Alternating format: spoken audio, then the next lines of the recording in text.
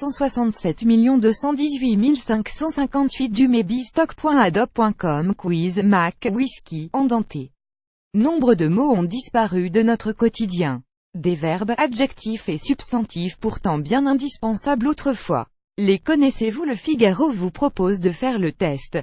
C'est une autre France que celle qui se reflète dans ce lexique. Pays de métiers disparus: alénier, calandreur, chauffournier, coffretier, couverturier, etc. Usant d'outils révolus, affinoir, aplatissoir, etc. Le tableau que nous dresse Bernard Cerquiglini en introduction des mots disparus de Pierre Larousse a de quoi nous faire réfléchir.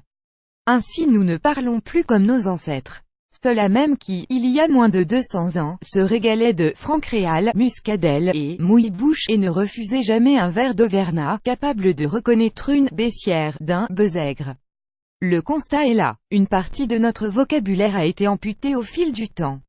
La photo progrès, aux nouvelles technologies et enfin, à tout ce qui vit puis meurt.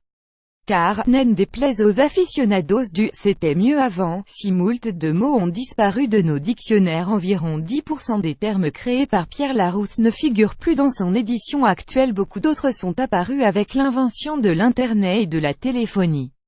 Et que dire de ce lexique né sur les réseaux sociaux, ou de ces autres mots argotiques nés dans la rue, venus de pays étrangers? Pensons par exemple à la richesse que nous apportèrent nos ancêtres les Arabes, comme l'a écrit l'émine lexicologue Jean Pruvot, qui signe une présentation de Pierre Larousse dans les mots disparus de Pierre Larousse. La langue française n'a rien de sa superbe.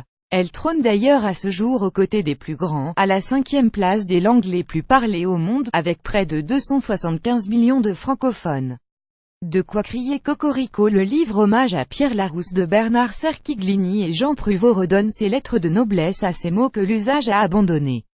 Les connaissez-vous? Le Figaro vous propose de faire le test.